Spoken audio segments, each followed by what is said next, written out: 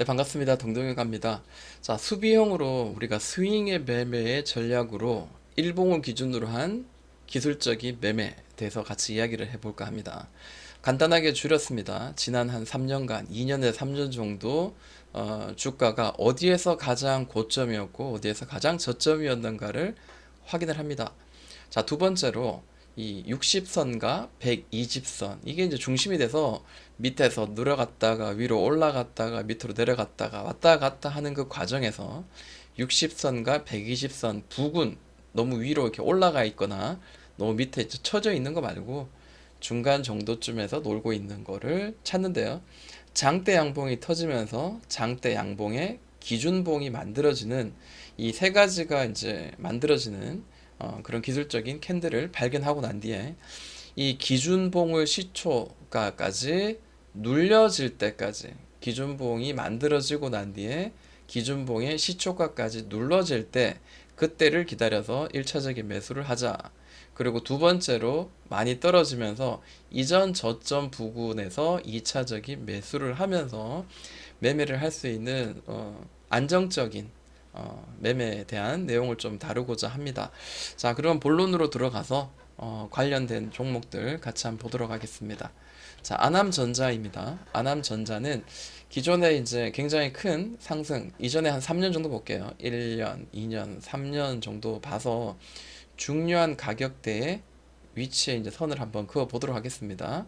이전에 굉장히 많이 이제 고점 많이 형성했던 일반적으로 많이 두드렸던 자리가 3,580원, 그리고 여기를 지지해주고 또 저항을 맞았던 자리, 최근에 저항을 많이 받았던 자리가 대략 2,700원 정도 되니까 여기도 한번 선을 그어놓고, 그리고 최근에 상당히 지지가 저항이 많이 되고 또 최근엔 지지가 많이 되었던 2,000원짜리 줄 그어놓고, 마지막으로 가장 좀 많이 눌렀던 자리 이렇게 한번 선을 그어 놓습니다. 그러니까 얼추 이제 그 팬데믹 때문에 이제 무너진 자리 말고는 일반적으로 많이 두드렸던 자리가 지지와 저항이 얼추 되었던 그런 구간인 걸로 보여집니다. 자, 이 정도까지 우리가 봤으면은 이제 이 선을 기준으로 해가지고 우리가 한번 볼 필요가 있겠죠.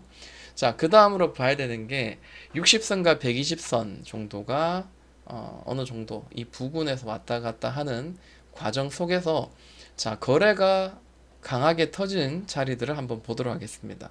거래가 강하게 터진 자리들. 이전에 이전의 거래들, 이전에 거래되고 있던 거래보다 월등히 큰 거래, 이전에 거래가 되는 자리보다 월등히 큰 거래가 터진 자리에서 장대 양봉이 나와야 되는데, 자, 여기는 장대 양봉이 아니죠. 네, 장대 양봉이 아니고요.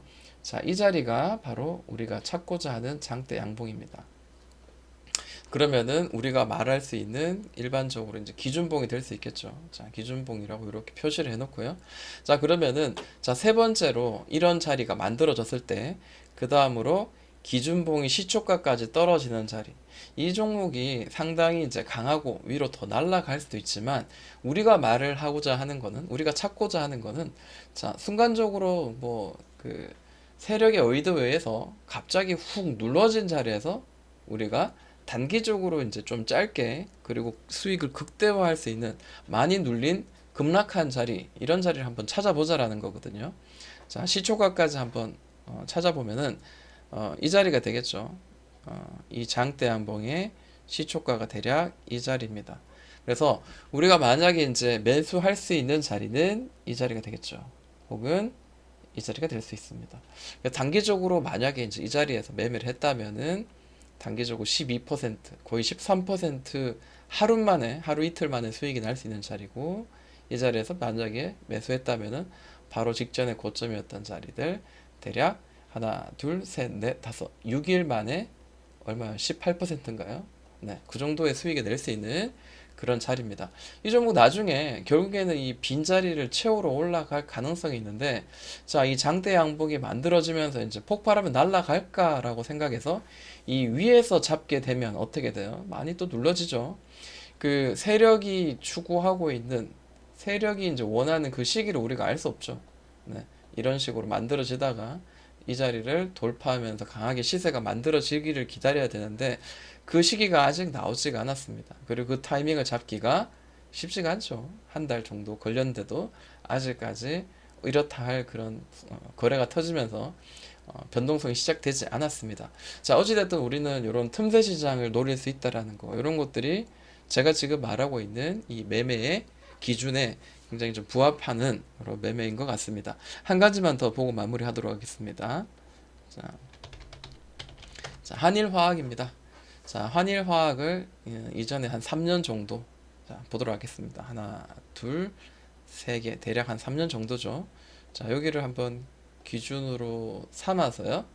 자, 가장 고점을 많이 찍었던 자리를 체크해 보니까 대략 24,000원, 그리고 가장 저점스러운 자리 최근에 찍어 보니까 대략 14,000원 정도 되는 자리입니다. 밑으로 물론 깨질 수 있는데 지금은 우리가 이제 공부하는 차원이니까 이렇게 한번 보도록 하겠습니다. 자, 그리고 제가 이제 말씀을 드렸지만 중장기 이평선인 60선과 120선을 앞두고 위에서는 떨어지고 밑에서는 올리는 이 박스권이 만들어졌기 때문에 우리는 어때요? 밑에서 눌렀다가 올라가는 타이밍을 잡아야 되겠죠. 혹은 고점 정도 근처 가면 수익을 실현해 나가는 자리로 봐야 될 것 같습니다. 자, 그러면 이제 봐야 될 게 뭘까요? 거래가 갑자기 많이 터진 자리를 봐야 되겠죠. 네, 이 자리가 되고 그 다음에 이 상한가가 기준봉이 될 수 있겠습니다. 자, 이 상한가를 기준봉으로 삼아서 시초가까지 눌린 자리를 한번 보도록 하겠습니다. 자, 시초까지 눌렸죠? 자, 여기가 1차적인 매수의 타이밍으로 지금 보여집니다. 조금 더 크게 해서 보여드리도록 하겠습니다. 네, 이 자리에서 만약에 샀다면은 단기적으로 11%, 한 10% 정도 수익이 날 수 있는 그런 구간이었습니다. 짧게 매매하기도 좋았던 구간이었고요. 자, 두 번째로 눌릴 때 제가 이야기한 게 있죠. 이전 저점 저항 때까지 기다렸다 2차 매수. 근데 2차 매수를 하는 이유는 1차 매수와 2차 매수 이후에 평단가를 많이 낮춰서 기본적으로 내가 손실을 보지 않고 최소한 약손실 혹은 본전으로 탈출할 수 있게 만드는 중요한 역할을 하는 게 바로 두 번째 추가 매수 구간이라고 보면 될 것 같습니다. 자, 그러면 우리가 이제 생각한데, 이 자리가 상당히 이전에 지지를 많이 준 자리이기 때문에, 자, 이 자리까지 떨어지면 우리가 혹은 이 자리를 훼손했을 경우에 2차적으로 추가 매수를 해서 반등 나올 때 우리가 탈출한다. 이런 생각 우리가 할 수 있을 걸로 보여집니다. 자, 그럼 한번 보도록 할게요. 자, 여기서부터 대략 한 10% 정도 빠진 자리에서 추가 매수가 만약에 이루어졌다면은 평단가 대략 이제 이런 자리가 되겠죠. 평단가.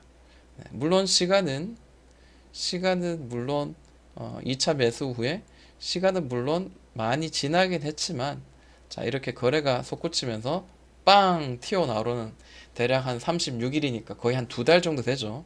2달 정도 만에 탈출할 수 있을 뿐만 아니라 자, 이 중간적인 이 평균 단가에서 고점까지 24% 정도니까 바로 직전에 이런 그 고점스러운 자리들까지 수익을 실현하는 데는 충분히 문제는 없다라고 생각을 합니다. 근데 이 종목이 여기서만 이렇게 보여준 게 아니고요. 자, 밑에서 고점으로 올라가고 있는 단계에서 물론 매매할 수 있지만 밑으로 내려와서 이 하락 언저리, 이 하단 언저리 부분에서 다시 거래가 터진 자리를 한번 우리가 보자면은 대략 이런 자리가 되겠죠. 이런 자리. 거래가 어때요? 어느 정도 뭐 주고 있다가 하나의 매집이 될 수 있습니다. 매집 빵 터지면서 이 자리가 하나의 기준봉이 될 수 있을 것 같습니다. 좀 이 기준봉을 가지고 우리가 어떤 매매를 하자 했죠? 네, 60선과 120선 밑에서 이 바닥권에서 이제 올려내면서 자, 시가가 대략 이런 자리입니다. 네. 물론 이 종목은 지금 현재 시가까지는 훼손되지 않았지만 거의 시가 근처까지 이렇게 떨어지는 이런 흐름들이 보여졌습니다. 여기서 만약에 융통성을 발휘해서 이제 매매를 했다면은 이전 고점까지 25% 혹은 그 이상 38% 무려 하나, 둘, 3일, 4일 만에 그렇게 만들어줄 수 있다는 거죠.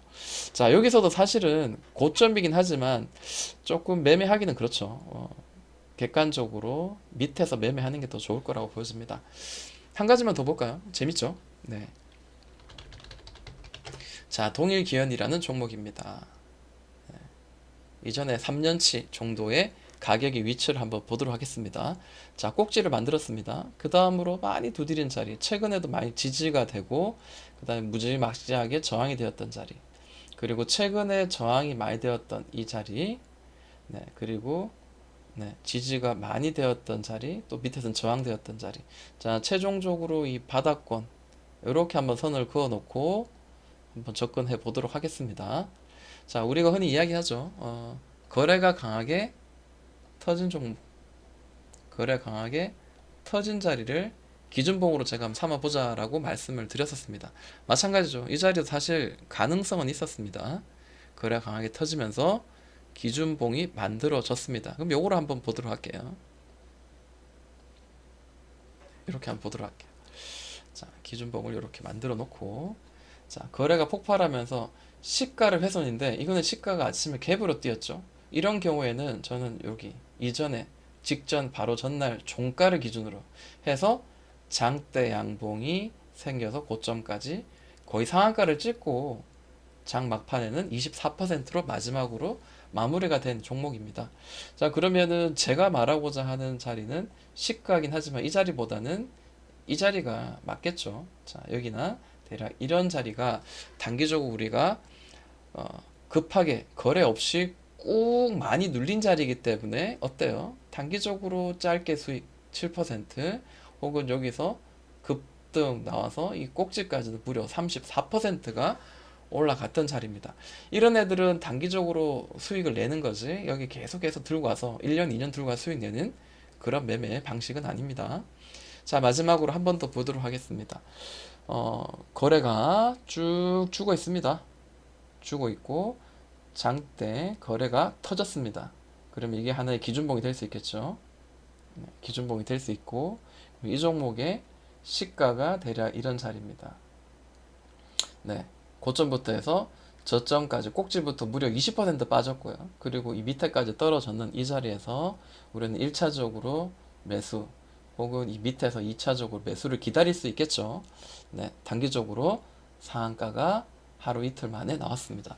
자, 이런 그 주가의 그 흐름들 가운데서 거래가 폭발하면서 이렇게 기준봉 혹은 매집봉을 두고 위에서 고가놀이 하다가 날아가는 이런 종목보다는 꾹 눌러가지고 다시 한번 이렇게 기술적인 큰 반등을 만들어주는 자리를 우리가 매매했을 경우 수익 날 확률이 굉장히 높은데 마지막으로 당부드리고 싶은 거는 바로 이겁니다. 손절을 지킨다라는 거죠. 1차적인 매수, 2차적인 매수로 이해서 평단가를 어느 정도 맞춰놓고 단기적으로 얘가 반등 나올 때 평균가를 터치하는 내 매수가를 터치하는 자리가 나왔을 때는 탈출하는 전략이 맞습니다. 왜냐하면 이 자리를 빼고 이전 저점까지 무너뜨린 자리들은 어때요? 좀 더 올라가다가 다시 하락의 추세로 더 이렇게 내려가는 경우도 간혹 많이 있기 때문입니다. 그렇기 때문에 우리는 리스크 관리하는 차원에서 손절은 지키자라는 게 저의 생각입니다. 더 좋은 내용들 가지고 여러분들과 또 뵙도록 하겠습니다. 동동이 형아였습니다.